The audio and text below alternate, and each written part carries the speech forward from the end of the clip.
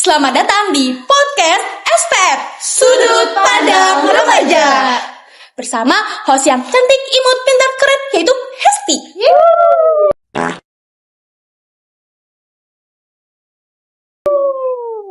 Kali ini kita mau bahas topik yang masih panas tahu, yaitu redenominasi rupiah. Secara singkatnya, redenominasi rupiah adalah menyederhanakan nominal rupiah. Misalnya gini, ibu punya uang 1 juta, tapi sekarang 1.000. Kasihan.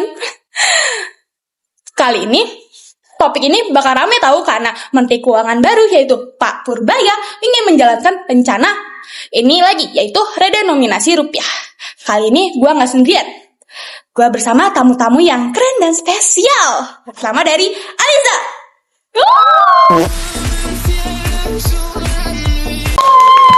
Arum. Halo. Caca.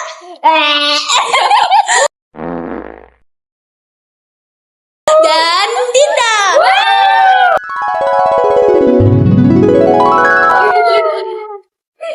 Oke, ada yang tahu nggak sih penjelasan secara panjangnya tentang redenominasi rupiah dan tujuannya apa sih Pak Purbaya? Oh ini, lo tahu. Redenominasi itu dia adalah penyederhanaan nilai mata uang dan sistemnya tuh dia tuh mengurangi nilai jumlah angka nol gitu. Jadi misalnya lo punya Rp 17.000, itu jadi sisa Rp 17. Kalau Rp 100.000 sisa berapa? 1. 100.000. 100. Nah, gocek. Oke, itu ya. Definisinya ada singkat jelas itu. Alasan Pak Purbaya. Kemarin gue baca-baca di antaranya. Itu dia tuh karena nilai rupiah tuh dianggap tuh terlalu banyak menggunakan angka nol gitu, kayak 17.000, 80.000 apa 100.000, itu kan banyak ya. Iya. Terus tuh dia juga jadi pencatatan uang dan transaksinya jadi ribet gitu. Setuju bang. Nah, harapan gua dengan dilaksanakannya redenominasi ini, jadi tuh pencatatan uang tuh bisa jadi lebih simple gitu. Jadi kita nggak usah ribet lihat uang tuh kayak Rp 17.000, Rp 1 triliun itu kan banyak gitu, nolak bisa 12 digit itu nol gitu. Iya, banyak banget nol. Habis itu biar nilai mata uang nilai mata uang rupiah itu jadi lebih besar, lebih kuat gitu, serta modern gitu.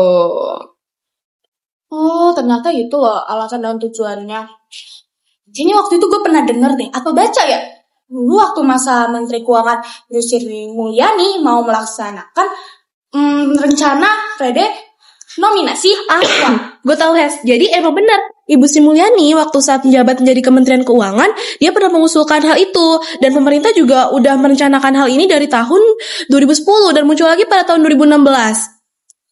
Terus Bank Indonesia bank sentral di negara Indonesia ini juga udah merencanakan konsepnya juga, tapi akhirnya tidak dilaksanakan. Nah, kenapa nggak dilaksanakan? Dari beberapa artikel yang aku baca atau informasi-informasi yang aku baca, hal itu tuh disebabkan beberapa faktor, dan faktor utamanya yaitu tidak diterimanya atau tidak setujunya rancangan undang-undang redenominasi oleh DPR, sehingga tidak akan dihasilkan undang-undang pastinya kalau nggak disetujuin DPR.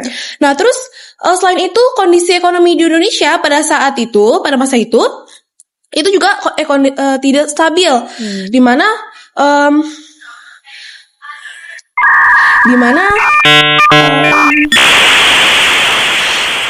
Indonesia pada tahun 2013, ingat aku tuh telah mengalami inflasi, yaitu sekitar 8,4%, di mana cukup tinggi lah ya. Dan juga terbukti pada tahun 2015 juga mengalami perlemahan rupiah. Jadi tuh pada saat itu rupiah sedang melemah cukup banyak. Inflasi. Iya, dan juga selain itu ada faktor lain, tantangan dari redenominasi uang ini. Dimana kalau redenominasi kan kita akan menghilangkan 3 angka nol kan di nominal.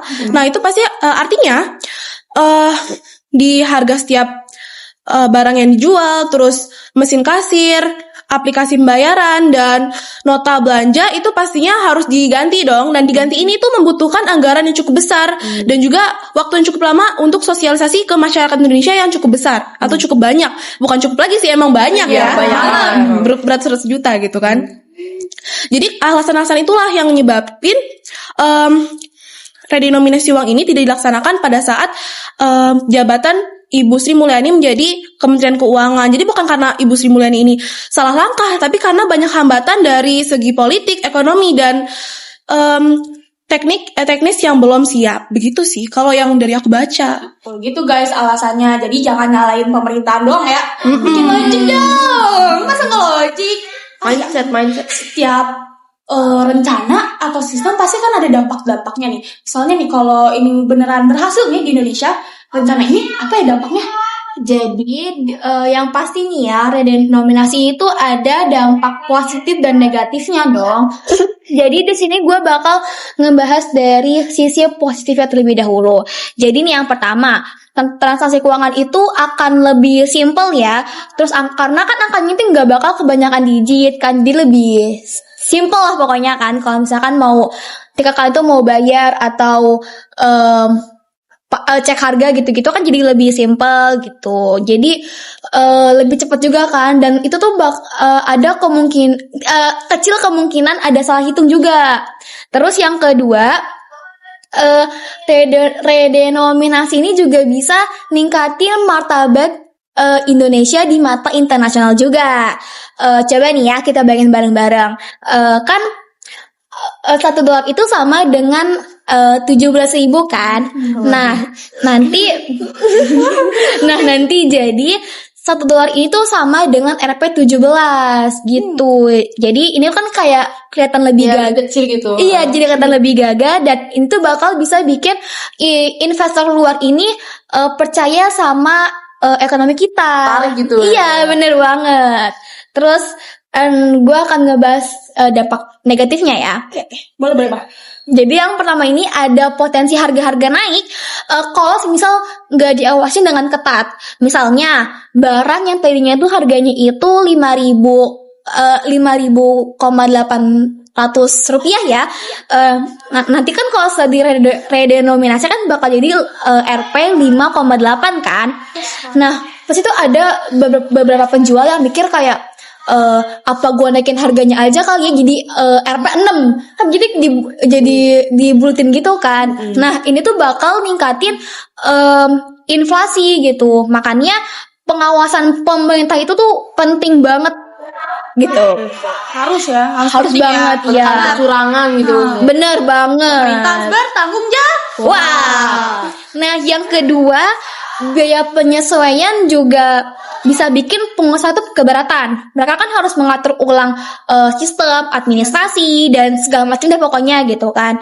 Nah bisa jadi kan mereka juga menutup biaya menutup biaya dengan harga barang atau dengan jasa kan gitu. Kan sosialisasinya juga nggak gampang karena kan Indonesia ini juga mempunyai hampir 300 juta penduduk kalau nggak salah ya. Jadi butuh waktu, tenaga, dan biaya yang lumayan sih buat bikin semua orang ini tuh cepet nangkep gitu loh. Walaupun emang sebenarnya kan teknologi di zaman sekarang ini tuh udah canggih banget kan, tapi pasti ada susah juga kan. Iya, pasti di daerah yang teknologinya juga masih kurang. Nah, betul banget. Nah, terus juga ada dampak psikologisnya juga. Jadi terutama nih buat para masyarakat yang mempunyai penghasilan yang rendah. Kan ada ya orang yang hidup dengan uang 50.000. Nah, setelah diredenominasi kan jadi Rp 50 perak kan jadinya. Nah, itu kan kayak bikin seakan-akan kayak lah kok gue jadi miskin banget sih kan, jadi kayak gitu kan.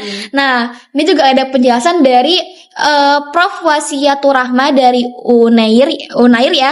Jadi perubahan angka ini tuh juga bisa bikin masyarakat bingung atau bahkan insecure dengan ekonomi mereka gitu. Alasannya tuh dampak-dampaknya tuh banyak ya, apalagi yang dampak banget. negatif itu. Emang ya negara Indonesia tuh harus kuat ya guys. Gawes Indonesia. Oke, selanjutnya menurut kalian semua nih, Apa pendapat kalian tentang sistem ini? Setuju atau enggak? Kalau menurut gua setuju-setuju aja sih. Soalnya Indonesia tuh udah pernah ngejalanin redenominasi kalau nggak salah di tahun 1960-an. Cuma waktu itu hasilnya kurang sukses karena waktu itu kondisi negara lagi nggak stabil, ekonomi belum kuat, dan akhirnya programnya nggak berjalan seperti yang seharusnya deh.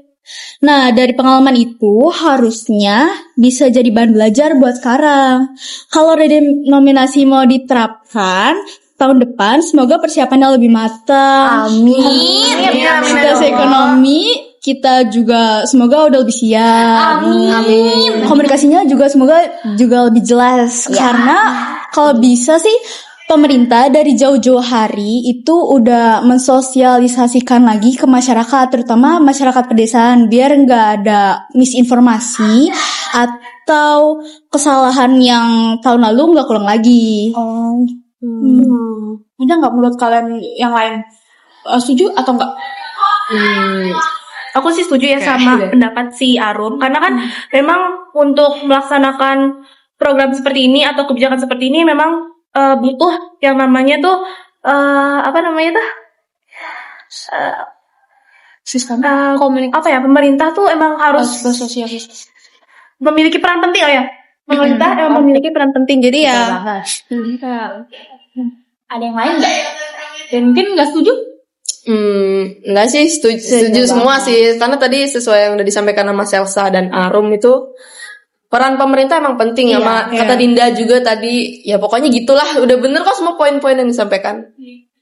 Gue juga setuju aja sih. Tapi mungkin ada ya bagian-bagian yang susah. Apalagi kan masyarakat Indonesia nih udah atas isu duluan ya sama pemerintah. Takutnya kayak, ini beneran gak sih? Kalau gagal nanti demo bla bla bla bla bla. Jadi pemerintah harus hati-hati dengan masyarakat-masyarakatnya, oke? Udah. Sabar. Oke, terima kasih untuk para tamu-tamu yang spesial sudah menemani podcast hari ini. Podcast yang sangat asik tapi tetap berisi. Iya. Ya. Oh ya. Untuk yang nonton, open your mind and stay curious. Bye bye.